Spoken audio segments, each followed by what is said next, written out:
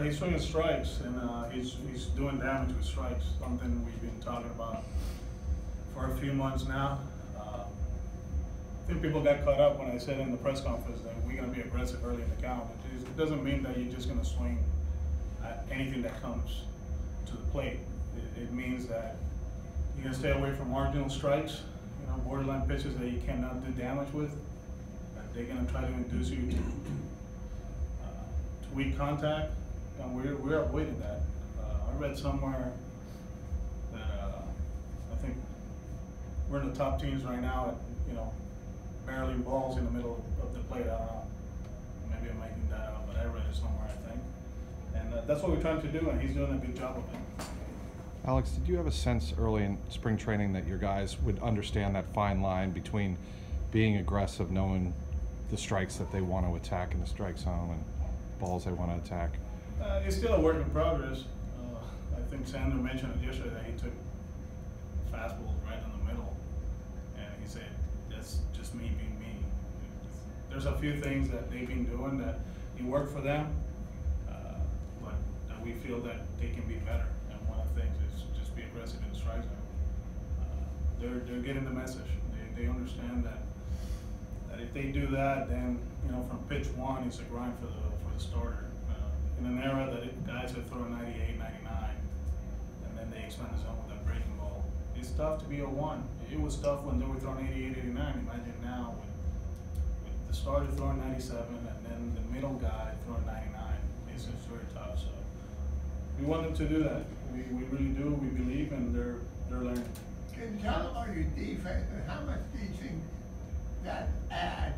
That's one of the reasons why this team has won 7 in a row now. Halfway through spring training, I was very worried about our defense. But they've been working. Like I said, when they were staying back, when we went to Jupiter for a few days, and all those long road trips in Fort Myers, they worked.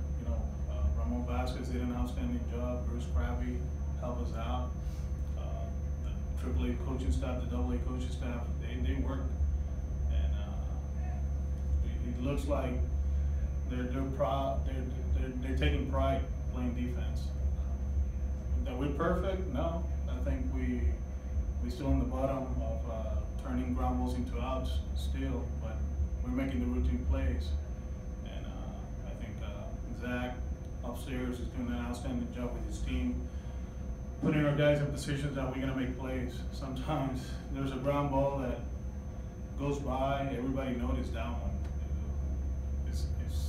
It's normal, but not too many people are noticing the other ones that have been caught, and that's what we care, the ones that we turn into us. Can you talk about the job Bradley's been doing the last few days, battering the sun?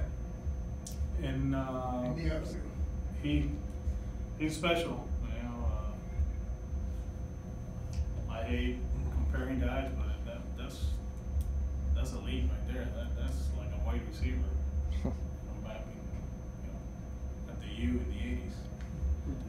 They throw it up and they catch it. Like back in the day, well, you hit it in the air, he catches it, and he makes it look easy. Very proud of him. And he's a leader back there. You can see him moving guys around. Mookie, who's a Gold Glover, they always look to him. And Jackie's the one, running the show out there. So, it's good to see. Alex, do you think Jackie's successful?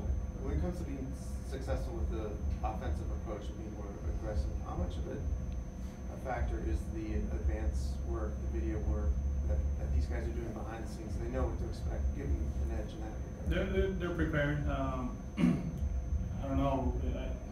I heard the preparation was great the last few years too, but something we want them to do is talk about it. Like something you see, something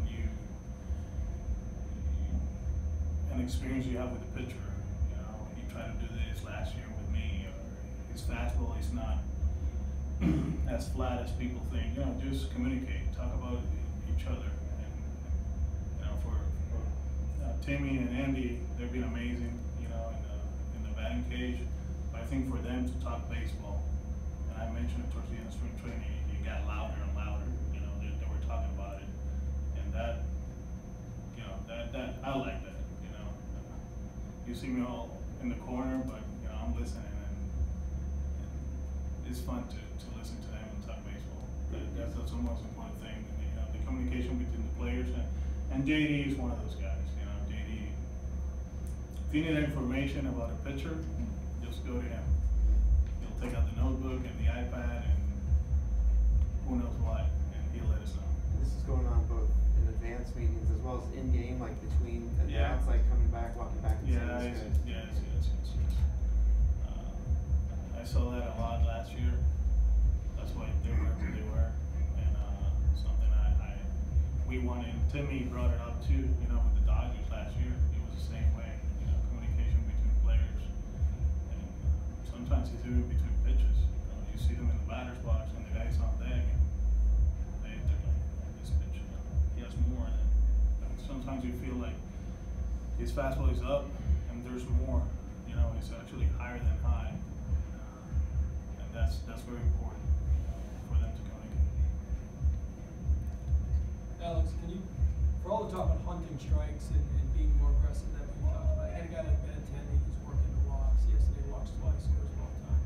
For a young guy who's maybe not hitting yet, how impressive is his plate discipline? Well, that's what we're talking about. You know, he's not getting pitches to hit. Everything is down and away, down and away. Some of them are strikes, but there's nothing he can do with those pitches. If he puts that ball in play, it's a ground ball to second or a weak fly ball to left field. So he's staying in the zone. He's not expanding. You know, yeah, you know, everybody wants results. Let's be honest. You know,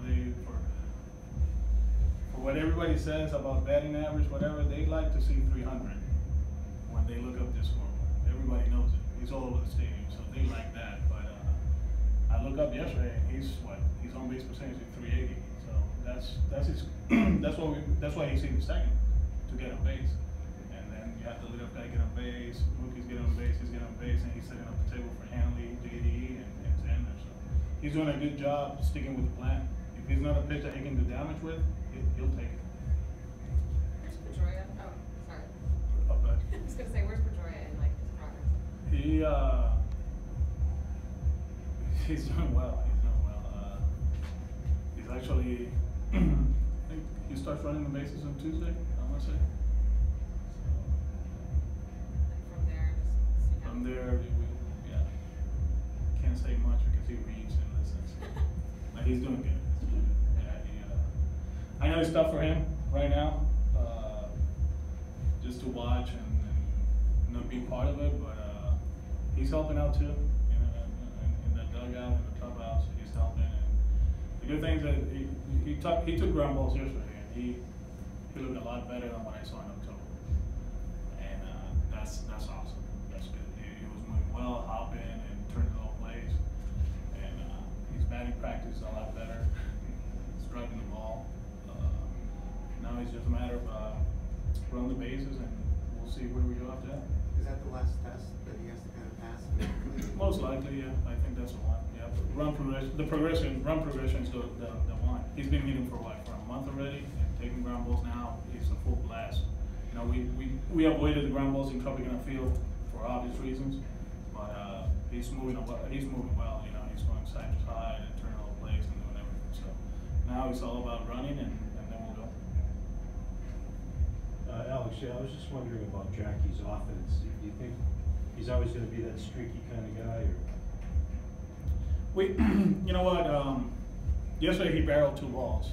You know, one to right field, one to second, and like I said, we always want results as players. You know, give me 2 jam shots for 2 hits, and 2 for 4, then the 0 for 4 and 4 barrel balls.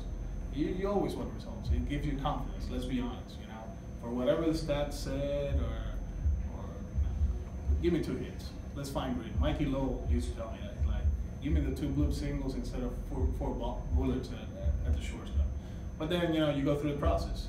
Is it the process or the results? So there's a fine line there. But we're good with him right now. You know, one thing about him, I do feel that he can drive the ball to left center.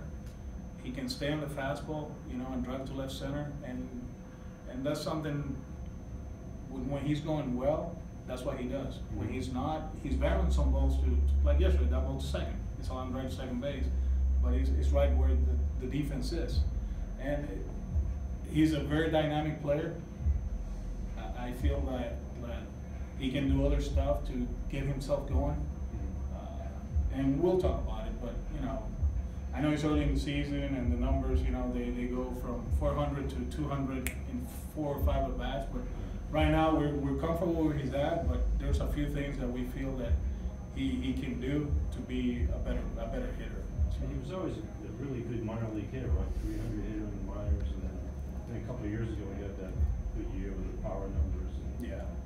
so And he, if you look at the numbers, he squares balls. You know, he hits them hard. But obviously the defense makes adjustments and pitchers make adjustments, and he will make adjustments. I do feel that, you know, like that ball he hit the other day on the extra inning game to right center. He crushed that ball. So he's been putting good at bats, and but there's still room for him to get better, and that's a good thing. You know, we feel he's a complete player. He can hit for power, he can run, but there's a lot of things that we can add to his game to make him, you know, a better offensive player, and he's willing to do that. Alex, what goes into the decision on days when you have JD in the outfield, and as most has been the case, Jackie says, what factors do you? No, I think there's more into the week that comes into this. You know, there's a few matchups this week that probably there's other guys that are gonna have an off day or they're gonna be benched, I guess. But there's a lot. You know, I don't look at it on a day-to-day basis. You know, I look ahead, and now we have how many days in a row? We got 12 games in a row with the Saturday day game, Sunday day game, Monday 11 a.m. game. So there's a lot of stuff that goes into play that is going to help us to get Mitch going. It's going to help us to get Brock into games, and we're going to keep guys off their feet. And I know it's early, and we have 3 off days and all that, but for everything to work the way I want to, and we want to as an organization, is going to, you know, some guys are going to get certain days off, and it's not about going. You know, Mookie had a day off after he hit a home run, but I didn't decide he was going to get an off day after that game. That was planned ahead, so that's how it works. Do you worry that because Jackie's been so streaky, and that sometimes his swing can get a little long, that without consistent playing time, that may make it harder for him to get on one of those streaks? No, I think the consistent playing time he'll get.